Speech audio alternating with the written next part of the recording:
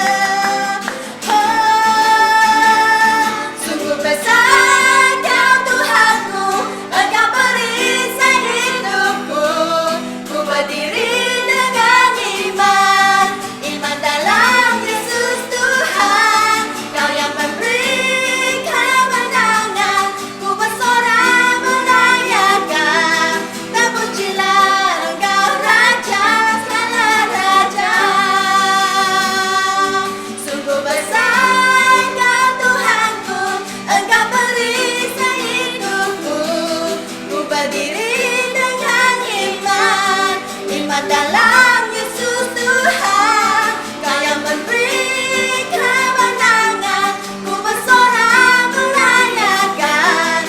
Terpujilah Engkau Raja segala raja.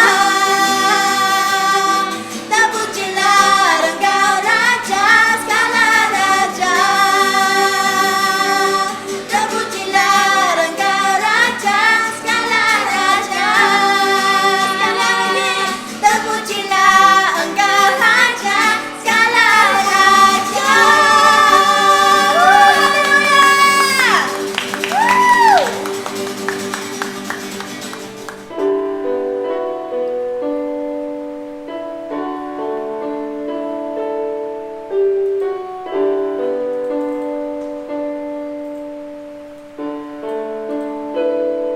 Terima kasih Tuhan, Engkau sungguh indah bagi kami Bapa. Haleluya Tuhan.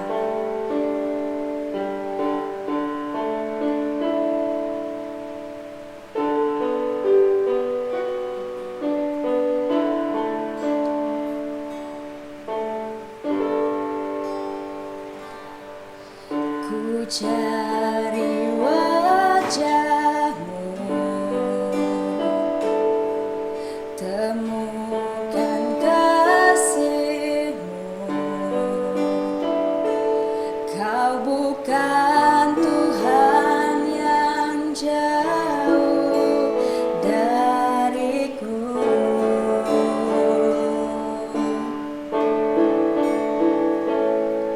Ku panggil nama-Mu, ku dengar jawab-Mu. Kau Tuhan yang selalu dengar seruan hatiku.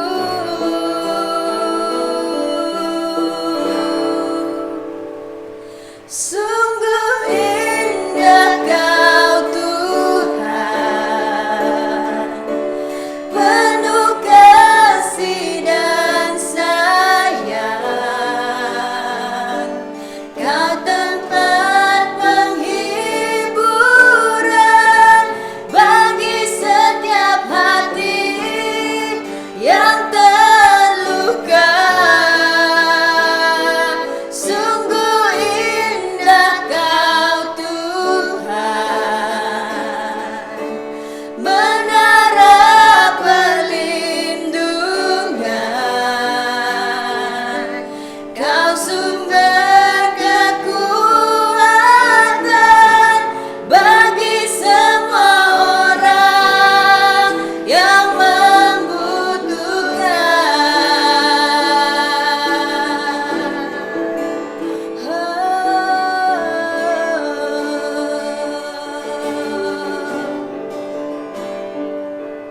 Ku cari wajah-Mu, temukan kasih-Mu. Kau bukan Tuhan yang jauh dariku. Ku panggil nama-Mu, ku panggil nama-Mu.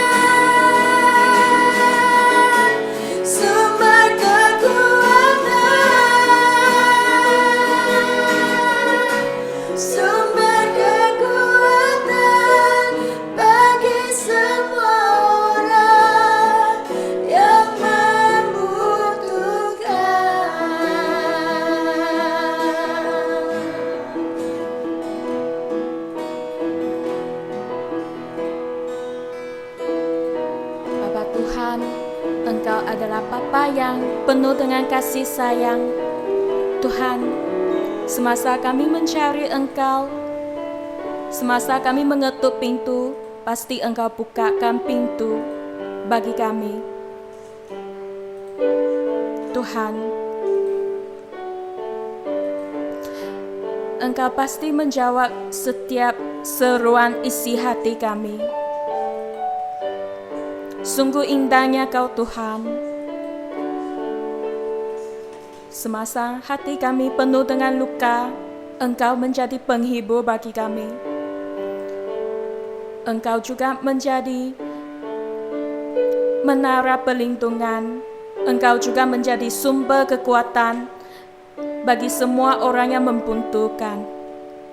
Tuhan, kasih sayang-Mu begitu panjang, lebar, dan dalam sekali. Engkau adalah sumber pengharapan, sumber kekuatan, sumber kedamaian bagi kami. Kami berdoa dalam nama Yesus. Anak-anak Tuhan katakan, amin. Shalom kepada saudara-saudari. Dan selamat datang buat teman-teman baru yang pertama kali mengikuti ibadah bahasa Siksuangwan. Jika teman-teman baru ingin lebih mengenal gereja kita, sila hubungi telefon yang terpapar di atas skrin, atau kalian boleh memberi informasi melalui Google Form di dalam YouTube. Sekarang mari kita menyediakan hati kita untuk membuat persembahan. Kalian boleh membuat persembahan dengan scan Sarawak Pay, atau kalian boleh membuat persembahan melalui online banking.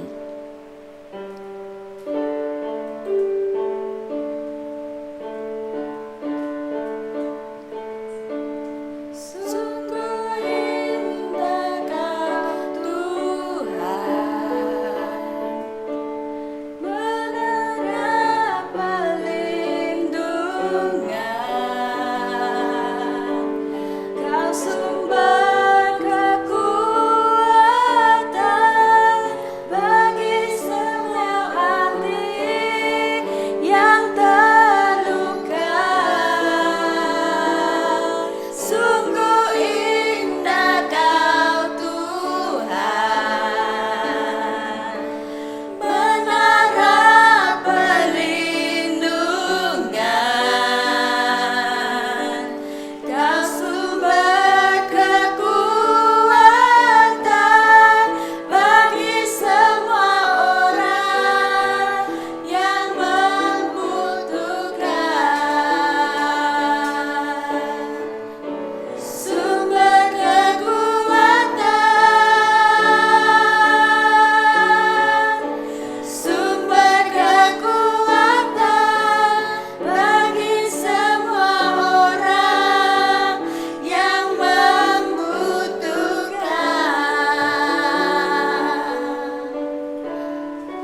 Semoga Tuhan berkenan atas persembahan yang telah kami buat. Sekarang mari kita menggunakan tangan yang gemuruh untuk mengalu-alukan Pastor Louis untuk menyampaikan khotbah malam ini.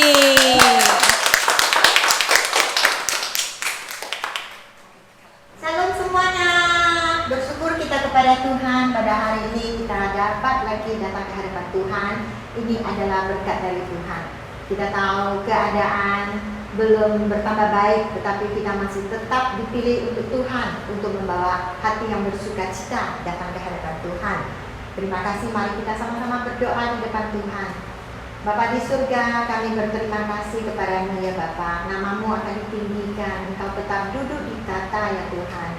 Karena Engkau adalah Tuhan yang berkuasa selamanya Tuhan. Walaupun keadaan sekarang tidak melihat keadaan bertambah baik, malahan kami melihat keadaan bertambah buruk, tetapi kami percaya Tuhan, Engkau tetap berkuasa. Kami adalah anak-anak pilihan-Mu ya Tuhan. Sewaktu kami mengandalkan Engkau ya Tuhan, kami tetap hidup dalam keadaan yang baik. kami tetap hidup dalam menerima berkat dari-Mu ya Tuhan. Kami akan tetap hidup dalam keadaan bersukacita. Terima kasih Tuhan, sertai kami pada malam ini. Sembunyikan hamba-Mu di sebalik salib-Mu. Firman-Mu yang akan membangkitkan jiwa kami. Firman-Mu yang akan memberi tuntunan jalan depan kami, sehingga kami akan menjadi anak yang berkenan di hati-Mu. Terima kasih Tuhan, sertai kami sekarang juga. Kami berdoa dalam nama Tuhan Yesus Kristus, yang percaya bahwa Tuhan malam ini mendampingi kita. Kita mengatakan amin. Haleluya. Jadi malam ini kita khotbah judulnya mulai diperbarui ya. Kita setiap orang tahu bahwa kita perlu diperbarui. Kita tidak boleh terus hidup dalam keadaan yang masa lalu ya, keadaan yang mungkin yang menyedihkan, membawa kita terus hidup dalam duka, hidup dalam tidak dapat bersukacita. Jadi kita harus diperbarui. Seperti kalau kita mempunyai baju ya, walaupun di laci baju kita banyak, tetapi kita tetap masih ingin membeli baju yang baru. Makanya ini juga mengatakan bahwa jiwa kita juga harus terus diperbarui. Mulai diperbarui, baru-baru kita dapat masuk ke dalam peristirahatan. Saya rasa pada masa sekarang banyak orang yang tidak dapat hidup dalam peristirahatan. Kita banyak beban ya, banyak keadaan yang tidak memihak kita, dalam tekanan, dalam kekhawatiran, dalam kekecewaan. Jadi kita tidak dapat istirahat, tidak dapat kita hidup dalam pelukan Tuhan, dalam naungan Tuhan. Jadi malam ini mulai kita lihat, mulai diperbarui. Bagaimana kita diperbarui, baru kita bisa masuk ke dalam peristirahatan. Ini adalah khotbah malam ini. Seluruh dunia sekarang ya memasuki pembaruan. Mungkin kita melihat COVID ini telah melanda seluruh dunia. Kita melihat keadaan sangat kacau balau. Ekonomi merosot, kesehatan orang di dunia ini juga mengalami banyak rintangan, banyak halangan. Kesehatan dirugikan karena keadaan COVID ini. Tetapi kita melihat bahwa walaupun kita dalam keadaan ini, kita percaya bahwa pada masa ini adalah masa diperbarui. Walaupun kita belum melihat apa yang akan diperbarui, kita tidak tahu apakah keadaan akan bertambah baik ataupun keadaan akan bertambah buruk. Tetapi kita tetap percaya bahwa Tuhan adalah Tuhan yang berkuasa, Tuhan adalah Tuhan yang baik. Kita juga tahu tahun 2021, angka 1 yang di belakang itu adalah angka permulaan, angka diperbarui. Jadi kita tahu bahwa tahun 2021 adalah tahun yang diperbarui oleh Tuhan. Termasuk jiwa kita harus diperbarui. Jadi kita tahu sekarang kita masuk ke dalam tahun Yahudi ya, orang Yahudi, orang Israel, mereka pada hari ini telah masuk ke dalam tahun 5782, yaitu 5782. Ini mereka adalah dalam perayaan hari raya buat mereka. Jadi kita sebagai anak-anak Tuhan, kita juga harus tahu ya, melihat dari firman Tuhan apa yang terjadi pada masa lalu ya, berita lama ataupun berita baru. Kita lihat apa yang terjadi, apa yang mau Tuhan beritakan kepada kita. Jadi kita lihat tahun baru Yahudi adalah satu tahun yang membawa kita menuju ya, diperbarui, menuju satu ke dalam keadaan sukacita. Walaupun kita sekarang hidup merasa kita tidak dapat bersukacita, tetapi melalui khotbah hari ini kita tahu kenapa kita tidak dapat hidup dalam bersukacita. Walaupun keadaan tidak baik, tetapi kita sebagai anak Tuhan seharusnya iman kita kuat. Seharusnya kita tahu bahwa Tuhan itu adalah Tuhan yang melindungi kita, Tuhan yang senantiasa mendampingi kita. Dia tidak pernah meninggalkan kita. Jadi kita harus tahu jiwa baru harus memasuki perbaruan, baru kita bisa masuk ke dalam pembaruan kekal abadi. Ya, jiwa kita baru dapat diperbarui, masuk ke dalam kekal abadi. Jadi kita tahu kita harus setiap manusia di dunia ini perlu istirahat. Kita malah perlu tidur. Walaupun kita sangat kuat bekerja, ya, kita dalam pekerjaan sangat letih, berpeluh, tetapi di dalam jiwa kita, dalam rohani kita harus ada peristirahatan di dalam kita. Ya, kita perlu. Jadi mari kita melihat di Mazmur 23, ya, di ayat kedua ini mengatakan anak domba menikmati pembaringan di padang rumput hijau. Kenapa dia dapat menikmati pembaringan di padang rumput hijau? Dia karena dapat menikmati penciptaan Tuhan. Dia dapat menikmati Tuhan yang menciptakan semuanya ini. Jadi kita seharusnya hidup di dunia ini sekarang, kita menikmati apa yang diciptakan oleh Tuhan. Kita tahu, yang pernah saya katakan, bahwa seorang bayi waktu mau dilahirkan, itu biasanya orang tuanya itu telah mempersediakan semua keperluannya. Jadi Tuhan menciptakan kita manusia, dia juga telah menciptakan semua yang kita perlukan. Seluruh bumi ini semua sudah diciptakan, baru diciptakan manusia untuk kita menikmati penciptaan Tuhan. Jadi bukan hanya anak domba ini menikmati pembaringan di padang rumput, Tuhan juga menyertai dia juga menikmati penciptaannya, yaitu penciptaan Tuhan. Tuhan menikmati, Tuhan sangat berpuas hati atas penciptaannya. Jadi di ayat 1 di Mazmur 23 juga mengatakan bahwa Yesus adalah gembala kita. Dia adalah gembala yang baik. Dia adalah gembala yang mempunyai kekuatan.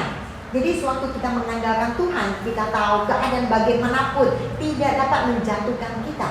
Kita masih dapat menikmati apa yang Tuhan janjikan buat kita. Jadi Tuhan kita menginginkan mulai dari hari Sabat, kita harus mengkuduskan hari ini, yaitu hari Sabat, hari Minggu, hari kita datang menyembah Tuhan, hari yang dikuduskan. Jadi waktu hari Sabat dia diartikan yaitu hari istirahat. Kita harus istirahat. Mari lihat poin pertama. Pada awalnya kehilangan peristirahatan, akhirnya pulih dalam peristirahatan. Apa yang dimaksudkan dalam khotbah ini? Kita melihat kejadian di ayat 3. Pasal 3 ayat 16 sampai 19. Mari kita sama-sama baca. Firman-Nya kepada perempuan itu, susah payahmu waktu mengandung akan kubuat sangat banyak. Dengan kesakitan engkau akan melahirkan anakmu, namun engkau akan berahi kepada suamimu dan ia akan berkuasa atasmu.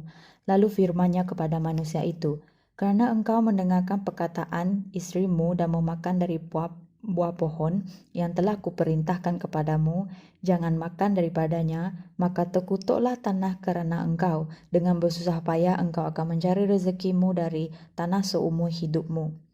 Semua duri dan rumput duri yang akan dihasilkan bagimu dan tumbuh-tumbuhan di padang akan menjadi makananmu. Dengan berpeluh engkau akan mencari makananmu sampai engkau kembali lagi menjadi tanah. Kerana dari situlah engkau diambil, sebab engkau debu dan engkau akan kembali menjadi debu. Ini firman Tuhan, ya. Dari ayat 16 kita melihat. Ayat 16 mengatakan firman Tuhan kepada perempuan. Ini adalah mewakili wanita-wanita perempuan di seluruh dunia. Karena dosanya Hawa tidak taat pada perintah Tuhan, akhirnya dia dikutuki. Dalam sewaktu dia melahirkan anak, ya, dia akan mengalami kesakitan. Ini dari satu ayat menggambarkan bahwa seorang wanita, ya, sewaktu melahirkan dia akan mengalami semuanya ini. Ini semuanya karena dosa manusia, dosanya Hawa. Ya, dia mewakili seluruh wanita. Jadi kesengsaraan manusia karena tidak hidup taat pada perintah Tuhan. Berarti mereka tidak dapat hidup dalam peristirahatan. Ya, Tuhan mau kita menikmati hidup, bukan menanggung beban.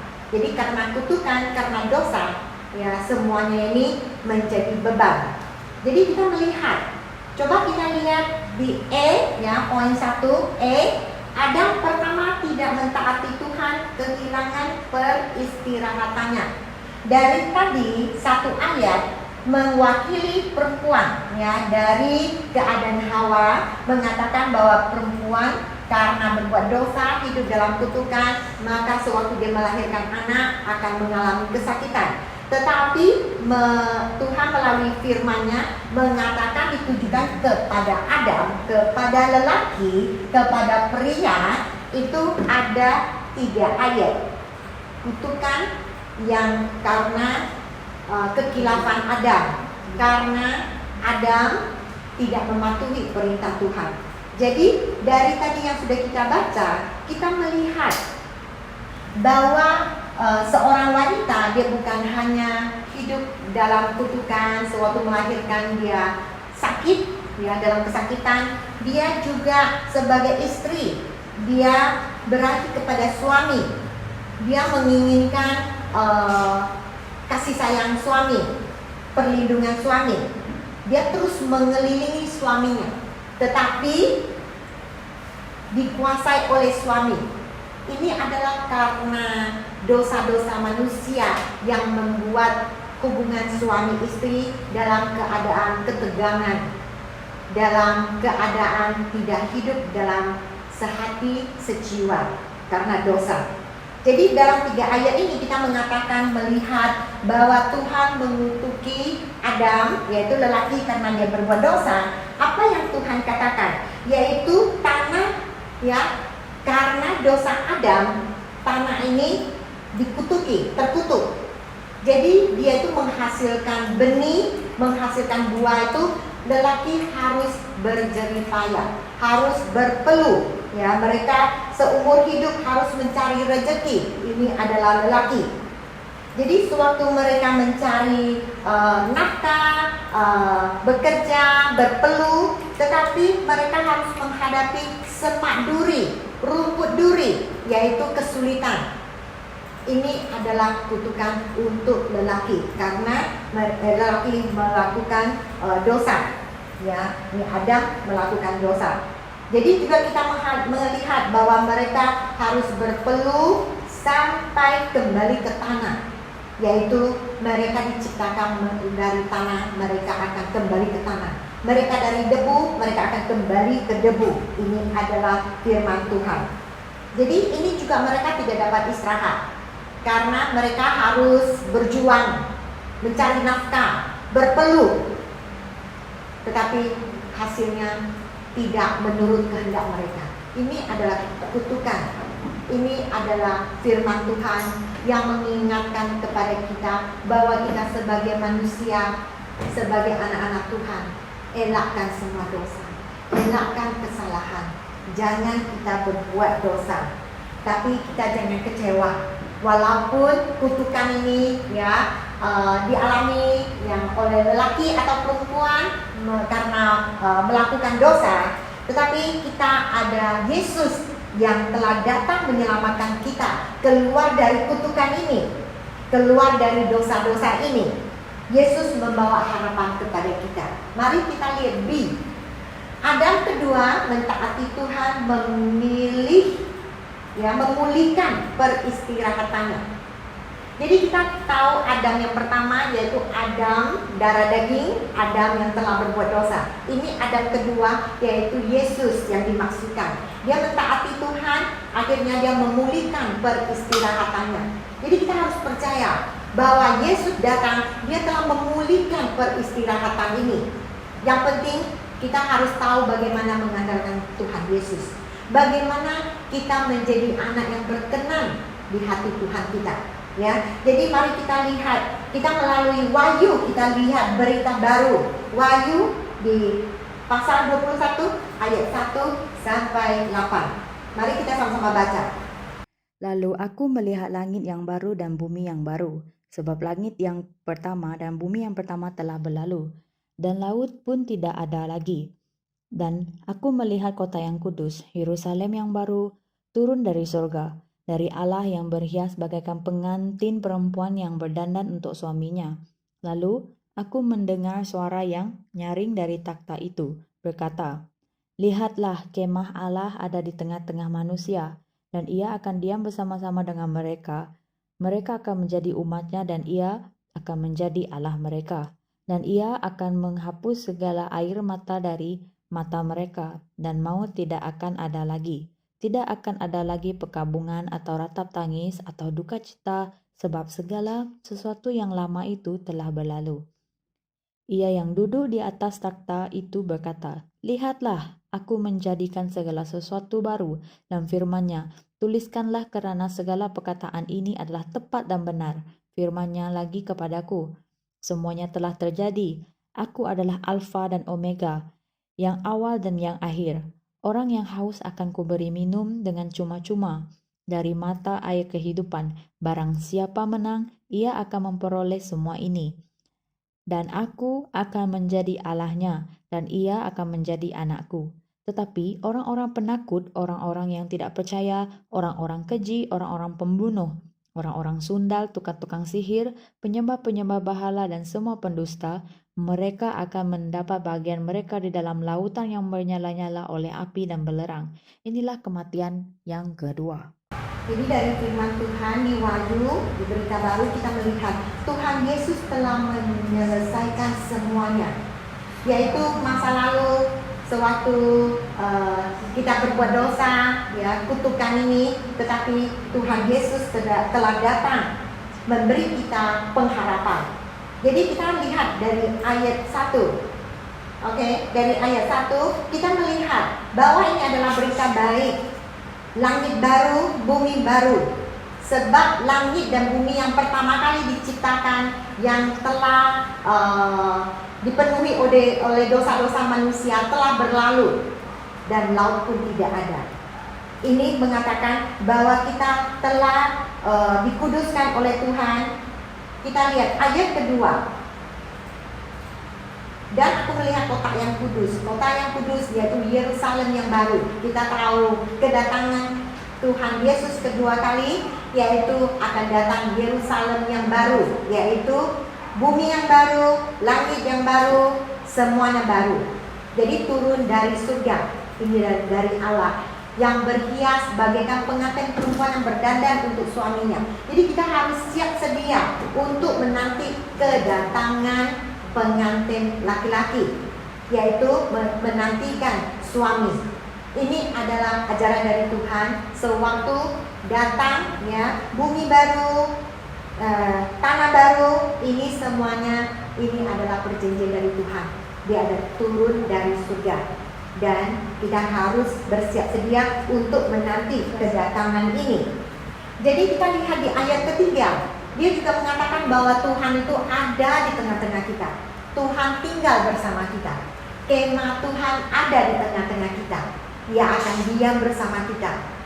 Jadi kita sebagai anak Tuhan, kita harus mengakui bahwa Tuhan adalah Tuhan kita. Dia adalah Tuhan yang setia, Tuhan yang kekal abadi.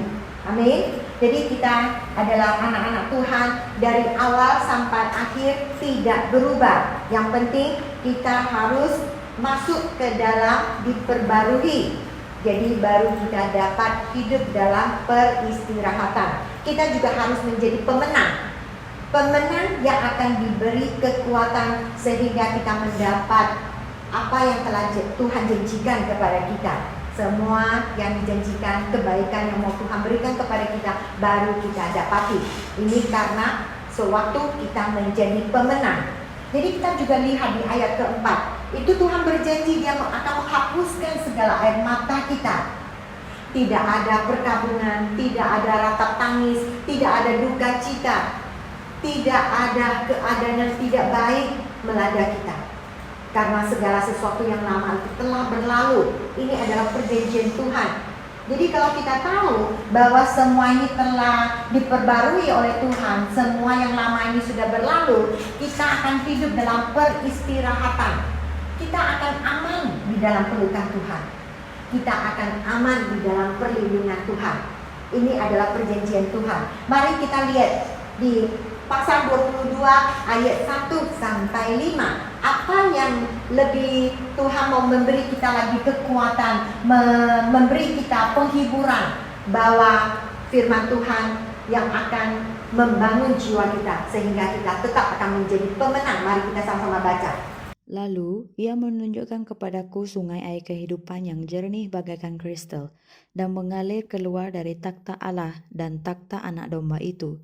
Di tengah-tengah jalan kota itu, yaitu di seberang menyeberang sungai itu, ada pohon-pohon kehidupan yang berbuah 12 kali, tiap-tiap bulan sekali, dan daun pohon-pohon itu dipakai untuk menyembuhkan bangsa-bangsa. Maka tidak akan ada lagi laknat. Takhta Allah dan takhta anak domba akan ada di dalamnya dan hamba-hambanya akan beribadah kepadanya. Dan mereka akan melihat wajahnya dan namanya akan tertulis di dahi mereka. Dan malam tidak akan ada lagi di sana dan mereka tidak memerlukan cahaya lampu dan cahaya matahari. Sebab Tuhan Allah akan menerangi mereka dan mereka akan memerintah sebagai raja sampai selama-lamanya. Ini menguatkan lagi iman kita bahwa Tuhan berjanji sewaktu kita diperbarui, kita dapat hidup dalam peristirahatan, kita hidup dalam cahaya sinaran Tuhan, kita tidak hidup dalam kegelapan. Kita akan menjadi raja bersama dengan Tuhan untuk kedua kali kedatangan Yesus datang menghukumi dunia ini. Kita akan menjadi raja, ya, mendampingi Tuhan. Jadi kita akan diberi juga kemuliaan. Mari kita melihat poin kedua. Mari kita lihat. Rayakan 3 perayaan besar diperbarui, baru ada peristirahatan. Kita tadi bilang bahwa kita harus diperbarui. Bagaimana caranya kita diperbarui? Di firman Tuhan mengatakan ada perayaan yang sangat Tuhan utamakan, pentingkan. Ini adalah perayaan yang ditetapkan oleh Tuhan kita.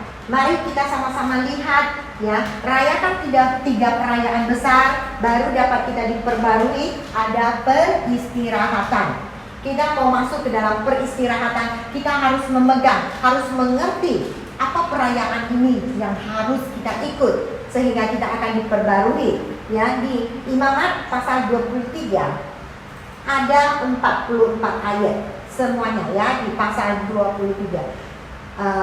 Jumlahnya 44 ayat. Tetapi ada 22 ayat yang terus mengatakan berulang-ulang bahwa kita harus mengkuduskan hari perayaan. Apapun pekerjaan tidak boleh kita kerjakan. Kita harus istirahat. Kita harus menikmati peristirahatan yang Tuhan berikan kepada kita. Mari kita sama-sama melihat, ya. Hari Paskah, hari roti tidak beragi adalah titik permulaan. Kenapa dibilang titik permulaan? Ini adalah satu pengertian buat kita bahwa kita mau menuju diperbarui. Apa yang harus kita lakukan? Langkah pertama yaitu kita harus merayakan hari Paskah, hari roti tidak beragi. Apa yang dimaksudkan hari Paskah? Mari kita melihat, ya, dari firman Tuhan Imamat pasal 23 ayat 1 sampai 8. Tuhan berfirman kepada Musa, "Berbicaralah kepada orang Israel dan katakan kepada mereka, hari-hari raya yang ditetapkan Tuhan yang harus kamu maklumkan sebagai waktu pertemuan kudus. Waktu perayaan yang kutetapkan adalah yang berikut. 6 hari lamanya boleh dilakukan pekerjaan, tetapi pada hari yang ke-7 haruslah ada sabat. Hari perhentian penuh, yakni hari pertemuan kudus. Janganlah kamu melakukan sesuatu pekerjaan. Itulah sabat bagi Tuhan di segala tempat kediamanmu. Inilah hari-hari raya yang ditetapkan Tuhan, hari-hari pertemuan kudus yang harus kamu maklumkan masing-masing pada waktunya tetap. Dalam bulan yang pertama, pada tanggal 14 bulan itu, pada waktu senja ada Paskah bagi Tuhan. Dan pada hari yang ke-15 bulan itu ada hari raya roti tidak beragi bagi Tuhan. 7 hari lamanya kamu harus makan roti yang tidak beragi. Pada hari yang pertama kamu harus mengadakan pertemuan kudus. Janganlah kamu melakukan sesuatu pekerjaan berat. Kamu harus mempersembahkan korban api-apian kepada Tuhan 7 hari lamanya. Pada hari yang ke-7 haruslah ada pertemuan kudus. Janganlah kamu melakukan sesuatu pekerjaan berat. Jadi dari ayat sini kita melihat ini adalah titik permulaan. Ya, titik permulaan adalah restart. Kita harus restart. Seperti kalau kita mempunyai handphone, ya kebetulan jam, ya tidak dapat bergerak. Biasanya kita akan matikan handphone kita. Sudah itu kita akan restart sekali lagi. Jadi ini adalah permulaan restart untuk kita bisa masuk ke dalam diperbarui, kita bisa masuk dalam peristirahatan yang Tuhan berikan kepada kita. Mungkin kita sebagai anak Tuhan kita sering bertanya, saya ada mengikuti persembahan persepuluhan, saya ada mengikuti pelayanan, ya, saya ada berubah, ya, saya telah melawan kelemahan saya sudah bertambah baik, tidak melakukan dosa saya. Tetapi kenapa tidak berubah kehidupan saya? Kenapa saya masih hidup dalam tekanan, masih hidup dalam kekurangan, kemiskinan, menghadapi kesehatan yang terganggu atau perhubungan sesama tidak baik? Mungkin kita bertanya. Tetapi dari sini kita melihat semua yang ada karena dosa-dosa ini yang telah mengikat kita sehingga kita hidup dalam beban, hidup dalam kecewa. Kita harus tahu bagaimana langkah pertama, titik permulaan. Kita harus melawan kelemahan ini. Kita harus melawan kutukan ini. Jadi coba kita bertanya. Pertanyaan pertama ya. Apakah kita percaya bahwa Tuhan Yesus adalah Tuhan penyelamat seluruh dunia ini, setiap manusia? Kita tahu bahwa iblis juga percaya bahwa Tuhan Yesus adalah penyelamat umat-umat manusia di dunia ini. Tetapi kenapa iblis tidak diselamatkan? Iblis tujuannya akhirnya juga harus ke neraka. Karena dia hanya percaya. Jadi coba kita tanya diri kita sendiri. Sewaktu kita percaya, kita mendengar orang memberi penginjilan kepada kita bahwa Tuhan Yesus adalah Tuhan penyelamat.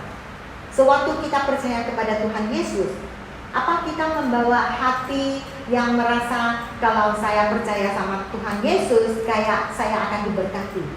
Apakah saya percaya sama Tuhan Yesus, penyakit saya akan disembuhkan?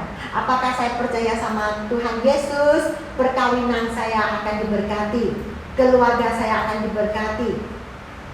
Tetapi kalau kita mempunyai pikiran yang begini, berarti kita dengan menyembah berhala tidak ada perbedaan.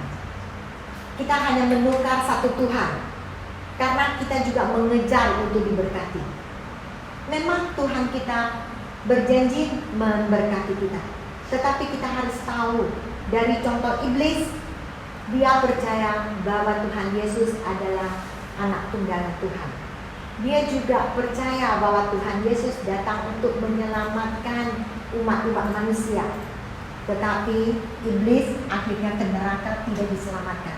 Karena dia hanya percaya, tetapi dia tidak melihat sebenarnya kepercayaan ini apa yang harus kita lakukan.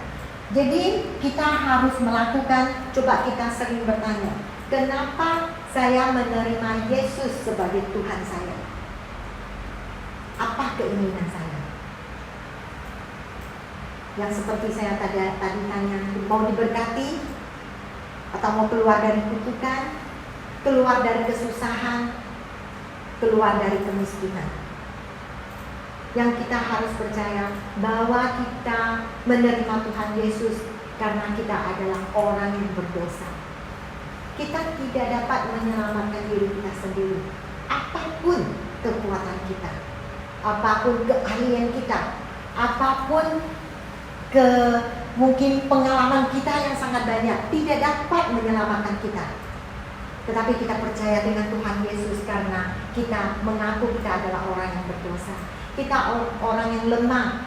Kita orang yang boleh dibilang tidak dapat diselamatkan.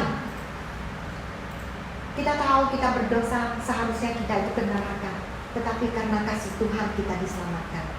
Jadi Tuhan Yesus kita percaya karena Dia mau menghapuskan dosa-dosa kita. Kita harus mengaku bahwa kita adalah orang yang berdosa.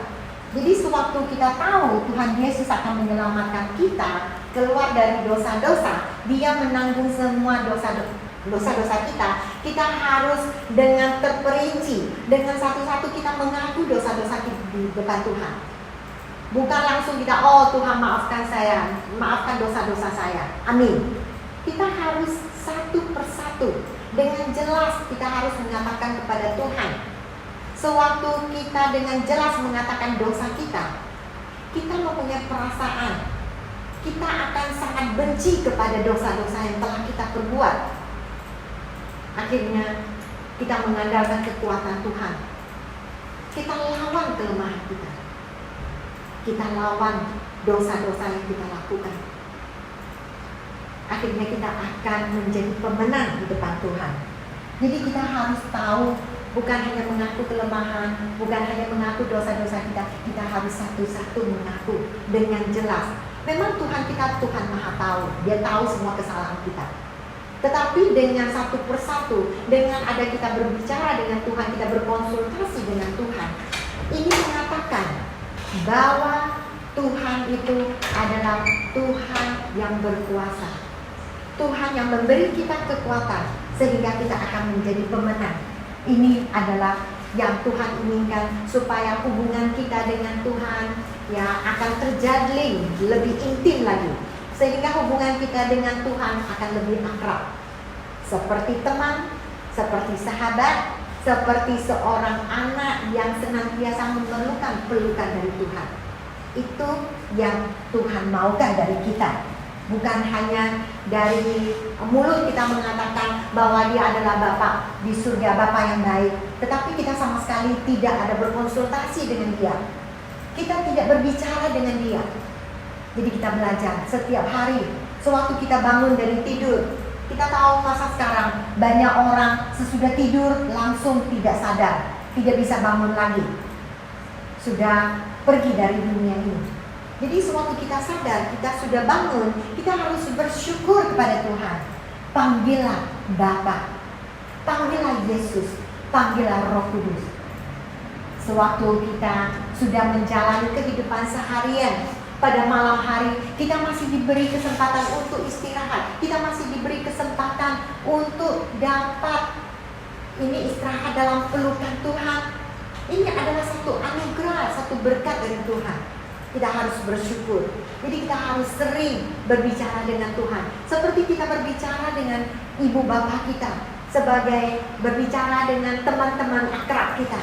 Kita harus mempunyai keinginan untuk banyak berkomunikasi ya dengan Tuhan kita, sehingga hubungan kita akan rapat dengan Dia. Jadi kita harus tahu di Berita Lama, Paskah ini adalah perayaan pembebasan Tuhan untuk orang-orang Israel keluar dari perbudakan Mesir. Ini Paskah dirayakan di Berita Lama. Paskah yang dirayakan di Berita Baru ini adalah perayaan pembebasan Tuhan untuk kita, sehingga kita keluar dari dosa-dosa, sehingga kita diselamatkan. Ya, jadi ini adalah Paskah yang kita katakan. Hari Roti Tidak Beragi ini adalah untuk mengingatkan bagaimana pekerjaan Tuhan untuk menyelamatkan kita, menyelamatkan orang-orang Israel. Jadi Paskah dengan Hari Roti Tidak Beragi ini adalah bersatu.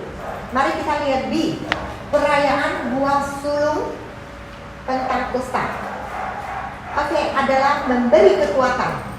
Tadi adalah titik permulaan. Ini adalah dua perayaan ini adalah memberi kita kekuatan. Mari kita baca Imamat pasal 24 ayat 8 sampai 11, yaitu ayat 15, 16, 21. Kamu harus mempersembahkan korban api-apian kepada Tuhan 7 hari lamanya. Pada hari yang ke-7 haruslah ada pertemuan kudus. Janganlah kamu melakukan sesuatu pekerjaan berat. Tuhan berfirman kepada Musa, berbicaralah kepada orang Israel dan katakan kepada mereka, apabila kamu sampai ke negeri yang akan kuberikan kepadamu dan kamu menuai hasilnya, maka kamu harus membawa seberkas hasil pertama dari penuaianmu kepada imam, dan imam itu haruslah menunjukkan berkas itu di hadapan Tuhan, supaya Tuhan berkenan akan kamu. Imam harus mengucurkannya pada hari sesudah Sabat itu.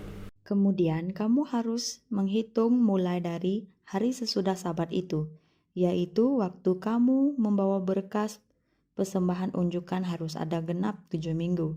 Sampai pada hari sesudah Sabat yang ketujuh, kamu harus menghitung 50 hari. Lalu kamu harus mempersembahkan korban sajian yang baru kepada Tuhan. Pada hari itu juga kamu harus mengumumkan hari raya dan kamu harus mengadakan pertemuan kudus. Janganlah kamu melakukan sesuatu pekerjaan berat, yaitu sesuatu ketetapan untuk selama-lamanya di segala tempat kediaman turun-temurun. Kita tahu bahwa Tuhan Yesus disalibkan pada hari Jumat. Jadi pada hari Minggu, Ahad subuh, kita tahu Yesus dibangkitkan. Jadi Yesus dibangkitkan ini adalah satu pengertian buat kita, adalah perayaan buat sulung ini, yang dimaksudkan buah sulung ini adalah Tuhan Yesus. Jadi Tuhan Yesus telah dibangkitkan pada hari Ahad. Jadi sewaktu kita percaya bahwa Tuhan Yesus adalah Tuhan yang hidup, kita juga harus hidup pada hari Sabat ini. Bagaimana Tuhan Yesus dibangkitkan, kita juga harus dibangkitkan. Jadi baru kita dapat diperbarui, baru kita dapat hidup dalam peristirahatan pada hari yang ditentukan oleh Tuhan. Jadi dari sini kita melihat bahwa satu pengertian yang memberi kepada kita bahwa pada hari Sabat sudah itu kita harus memberi persembahan kepada Tuhan. Karena Tuhan Yesus adalah persembahan perayaan buah sulung yang dipersembahkan untuk Tuhan. Jadi kita juga melihat ya, kenapa buah sulung ini memberi kita kekuatan. Ini melambangkan, menggambarkan bahwa Tuhan Yesus adalah Tuhan yang hidup. Tuhan yang hidup selamanya. Dia telah menang dari kegelapan, menang dari kematian, dari kutukan. Jadi kita kalau mengandalkan Tuhan Yesus, kita mengerti bahwa Tuhan Yesus sewaktu kita menerima Dia sebagai penyelamat kita, Tuhan Yesus itu ada di dalam hati kita. Jadi kita ini adalah hak milik Tuhan Yesus. Jadi kita juga harus memberi persembahan, kita juga harus perlu diperbarui sehingga kita akan hidup dalam peristirahatan. Jadi dari Pentakosta, mari kita lihat. Pentakosta di Berita Lama ini menandakan perayaan pemberian Taurat, yaitu di Gunung Sinai. Sewaktu Tuhan memberi hukum Taurat kepada Musa untuk diberikan kepada orang Israel. Ini pada waktu Pentakosta. Jadi kalau di Pentakosta yang Berita Baru, ini adalah peristiwa turunnya Roh Kudus ke atas para rasul. Ini adalah perjanjian Tuhan Yesus sewaktu sudah dibangkitkan, mau dinaikkan ke langit. Tuhan Yesus berjanji Dia akan mengutus Roh Kudus datang mengurapi anak-anaknya. Jadi kita melihat kekuatan Roh Kudus sewaktu kita menerima Tuhan Yesus. Roh Kudus ada di dalam kita. Kekuatan Tuhan ada di dalam kita. Ini yang memberi satu pengertian kepada kita. Jangan kita terus melihat keadaan kita. Kita merasa kita sangat lemah. Kita tidak dapat keluar dari kekecewaan. Kita tidak dapat keluar dari luka-luka yang disebabkan oleh orang terhadap kita. Tetapi kita harus tahu kekuatan Tuhan ada di dalam kita. Harus terus kita, dari mulut kita mengistiarkan, mengatakan bahwa kekuatan Tuhan ada di dalam saya. Saya adalah hak milik Tuhan Yesus. Saya kepunyaan Tuhan Yesus. Jadi kekuatan Yesus ada di dalam kita. Jadi baru kita dapat menjadi pemenang. Kita baru bisa diperbarui, segala perkara lama, segala luka-luka sudah berlalu. Karena kita telah diperbarui oleh kekuatannya Tuhan Yesus. Kita baru hidup dalam peristirahatan yang Tuhan maksudkan. Yaitu kita harus tahu ya. Jadi kita melihat lagi perayaan Hari Raya Trompet. Hari Raya Pondok Daun adalah penamatan. Kenapa dikatakan Hari Raya Trompet dan dengan Hari Raya Pondok Daun adalah penamatan? Hari Raya Pondok Daun juga dijuluki perayaan Sukkot. Yaitu ini memperingati sewaktu orang Israel keluar dari Mesir, mereka harus tinggal di kemah. Jadi ini adalah perayaan Sukkot. Kita tahu bahwa sewaktu mereka ya dibebaskan dari perbudakan, mereka tinggal ya di tempat yang Tuhan berikan kepada mereka, yaitu mereka keluar dari Mesir. Tuhan menjanjikan tanah yang diberikan ke mereka. Sebelum mereka masuk ke dalam tanah perjanjian Tuhan, ini perjalanan yang mereka tempuh. Ini adalah masa Tuhan memberi mereka lebih pengertian bahwa mereka harus mengandalkan Tuhan. Mereka harus tahu bahwa Tuhan yang telah menyelamatkan mereka, Tuhan yang telah membimbing mereka. Sewaktu Tuhan membawa mereka keluar dari Mesir, yaitu musibah yang terakhir yang Tuhan lakukan untuk orang-orang Mesir sebagai hukuman, yaitu membunuh anak-anak sulungnya orang-orang Mesir, termasuk peternakan mereka. Yang sulung semuanya dibunuh, semuanya binasa. Tetapi karena darah yang Tuhan janjikan kepada mereka, mereka harus mengambil darah binatang, yaitu darah anak domba ataupun darah yang Tuhan tentukan untuk diberi ya buat di pintu rumahnya, sehingga sewaktu malaikat mau datang membinasakan anak-anak sulung orang Mesir, Tuhan karena melihat darah ini, malaikat pembunuh ini akan melewati, tidak datang membunuh orang-orang Israel. Jadi darah ini juga termasuk sekarang kita dapat diselamatkan karena darah Yesus. Jadi kita melihat bahwa kita dapat hidup dalam kekudusan, kita harus dilindungi, harus dibungkus oleh darah Yesus. Mari kita sama-sama baca di berita baru, yaitu 1 Tesalonika pasal 4 ayat 15 sampai 18. Sini ada imamat ya, pasal 23 ayat 23 sampai 36. Kalian boleh baca di rumah, sangat panjang ya. Tetapi dalam firman Tuhan kalian baca, kalian akan lebih mengerti. Mari kita baca 1 Tesalonika. Ini kami katakan kepadamu dengan firman Tuhan. Kita yang hidup, yang masih tinggal sampai kedatangan Tuhan sekali-kali tidak akan mendahului mereka yang telah meninggal.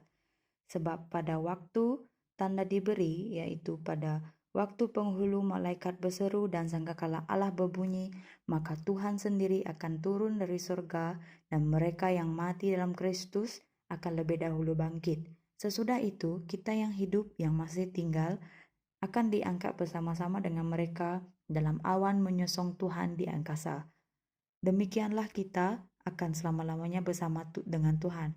Karena itu, hiburkanlah seorang akan yang lain dengan perkataan-perkataan ini. Mari kita lihat di ayat 15. Dari sini kita tahu bahwa kita bagaimana hidup dalam kekudusan. Ini adalah permintaan Tuhan.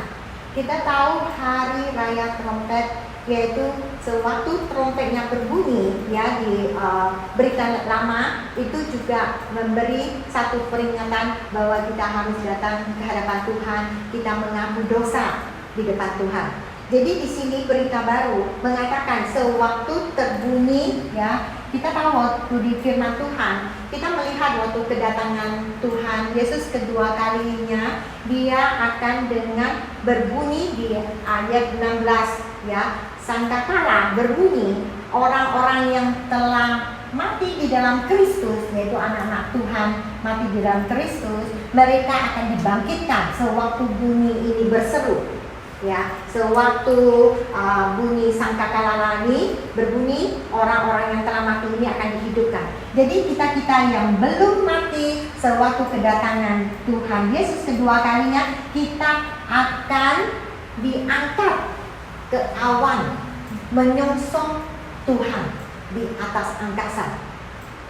Ini mengatakan bahwa kita harus bersiap sedia, walaupun mungkin kita sebelum kedatangan Tuhan Yesus, kita telah pergi dari dunia ini. Kita sebelum menghembuskan nafas terakhir, kita harus belajar, kita harus hidup dalam berkenan di hati Tuhan, sehingga kita mati di dalam Kristus.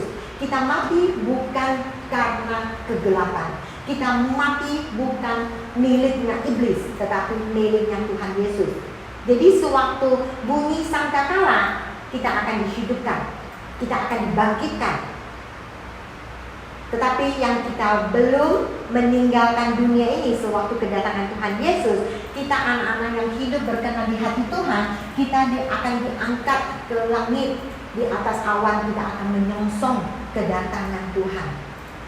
Jadi Dia berjanji kita akan selama-lamanya bersama dengan Tuhan. Coba kita lihat di ayat 18. Karena itu hiburkanlah seorang akan yang lain dengan perkataan-perkataan ini. Ini mengartikan bahwa kita harus saling mengingati dengan orang-orang di samping kita. Terutama kita adalah orang yang seiman, ya, kita adalah anak-anak Tuhan dalam keluarga rohani. Kita harus saling menguatkan, saling menghiburkan. Jadi kita harus tahu bahwa hari penembusan dosa ini, sesudah itu kita akan masuk ke dalam hari pondok daun selama 7 hari, yaitu hari perayaan. Jadi orang Israel, ya, mereka itu sangat istimewa. Mereka bukan seperti kita. Kalau kita dalam perayaan, misalnya hari raya orang Chinese ataupun orang Islam ataupun orang siapa saja, biasanya kita sekali masuk dalam perayaan, wah, kita semuanya pakai baju baru, ya, makan-makan, sudah itu bersukaria. Tetapi kalau orang Israel, dalam keadaan mereka itu tidak sama dengan kita.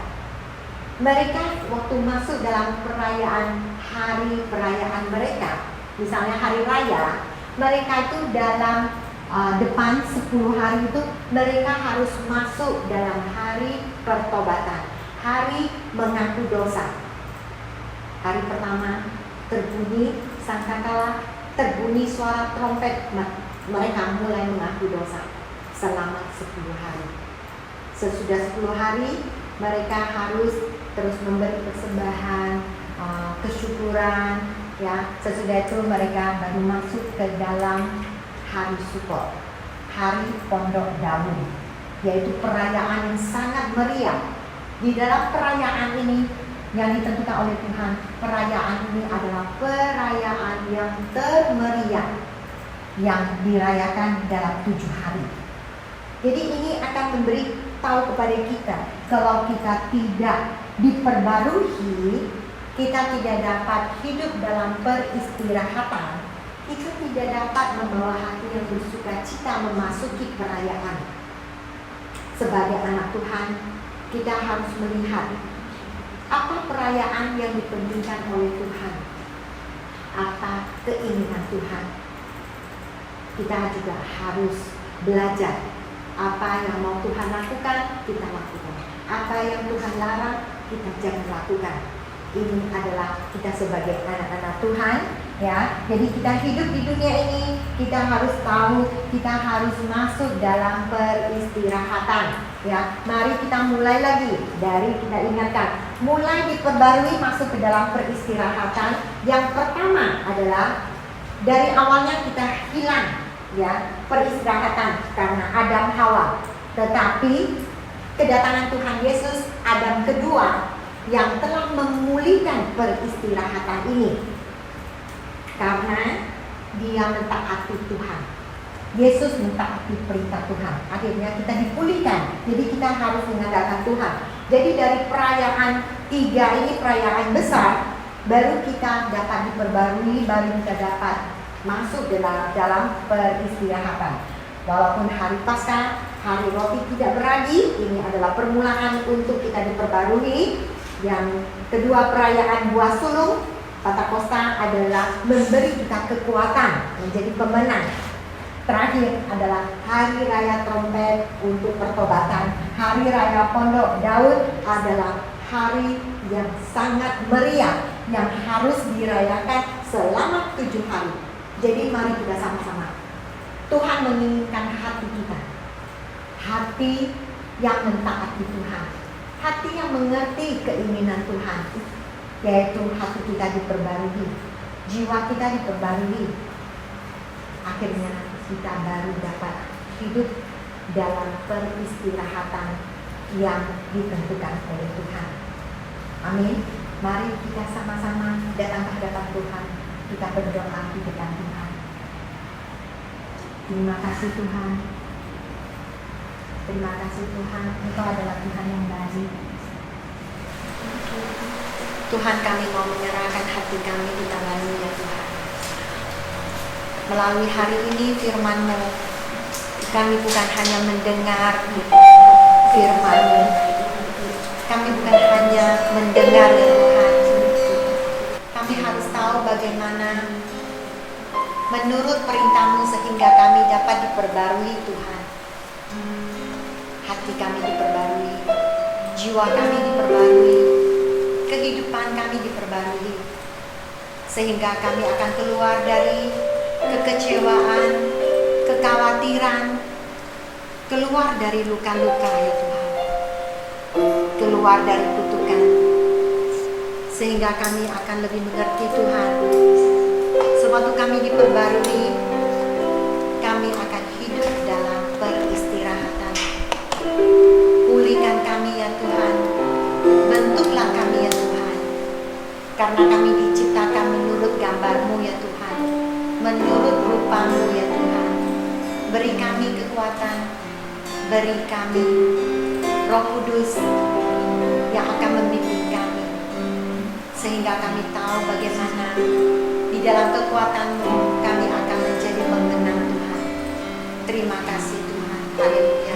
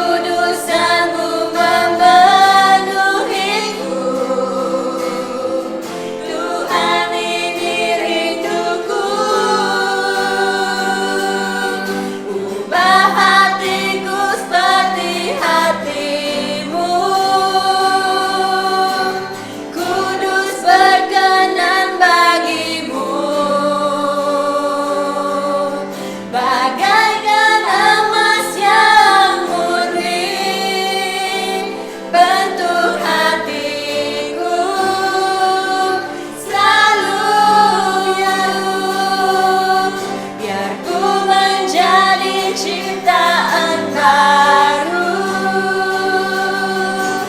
bebas dari semua yang jahat, serupa dengan gambarmu, sucikan ku, kuduskan hatiku,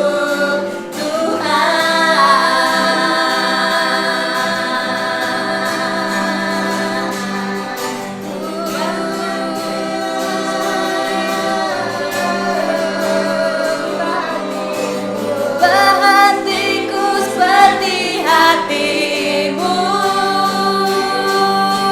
kudus berkenan bagimu,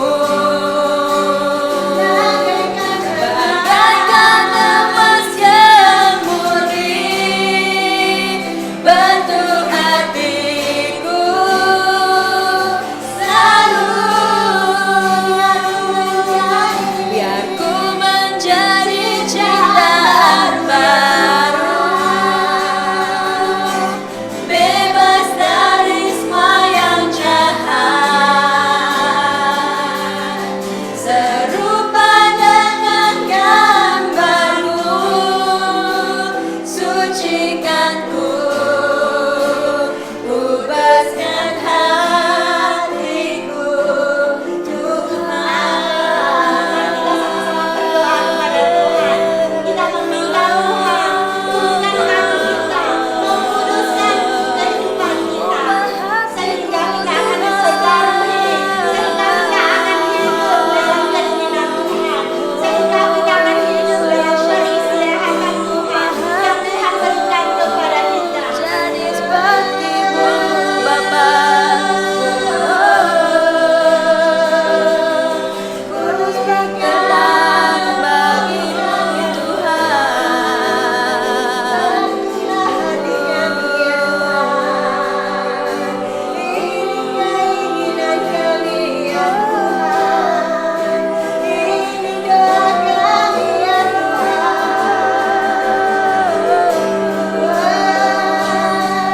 Ubah hatiku seperti hatimu,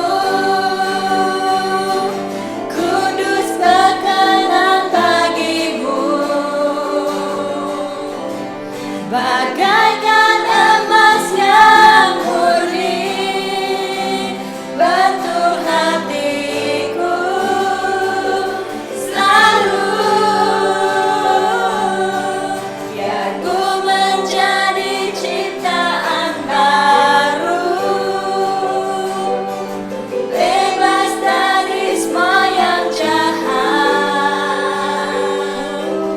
serupa dengan gambarmu, sucikan ku, kuduskan hatiku, Tuhan. Inilah doa anak-anak-Mu ya Tuhan. Kuduskan kami, sucikan kami ya Tuhan, sehingga kami akan hidup dalam diperbarui oleh kekuatan-Mu ya Tuhan, dalam perayaan yang Engkau berikan kepada kami ya Tuhan, sehingga kami tahu bagaimana kami mengandalkan Engkau ya Tuhan. Kami akan keluar dari semua kegelapan ya Tuhan. Kami akan keluar dari kekecewaan ya Tuhan, karena janji-Mu sewaktu kami diperbarui ya Tuhan, Engkau akan menghapuskan air mata kami, Engkau akan menghibur hati kami ya Tuhan. Kami akan hidup dalam sinaran-Mu ya Tuhan. Terima kasih Tuhan, terima kasih melalui firman-Mu sekali lagi menguatkan hati kami, menguatkan iman kami ya Tuhan. Terima kasih Tuhan, Engkau telah menghidupkan jiwa kami ya Tuhan. Melalui firman-Mu kami dibangunkan ya Tuhan. Terima kasih Tuhan, kami berterima kasih karena Engkau telah menganugerahkan anak-Mu ya Tuhan kepada kami, pemberian-Mu yang begitu berharga ya Tuhan.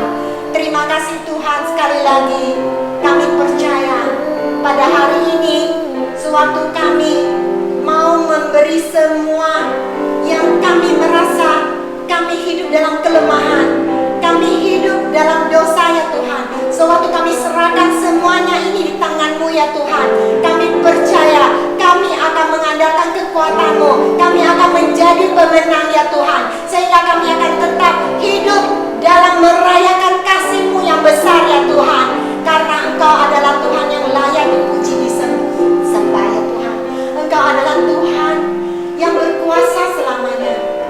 Engkau adalah Alfa, Engkau adalah Omega, Engkau adalah awal, Engkau adalah akhir ya Tuhan.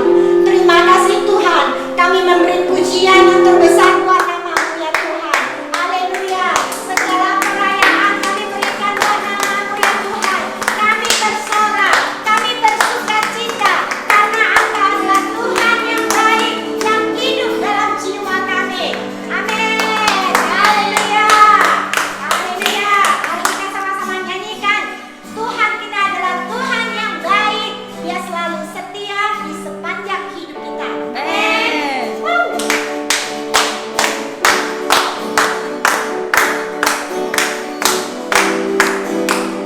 Mari kita katakan. Tuhan baik di dalam hidupku, selalu setia di sepanjang hidupku. Nyatalah perbuatan-Mu, Kaulah sukacitaku.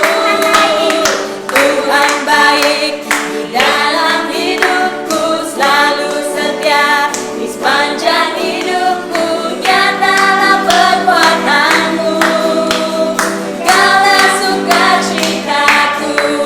Haleluya, ku bersorak, Tuhanku luar biasa.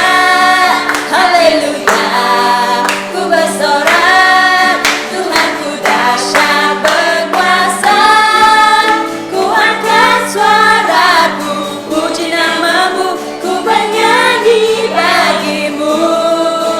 Ku bersuka, ku melompat bagi-Mu, Yesus Kau di dalamku.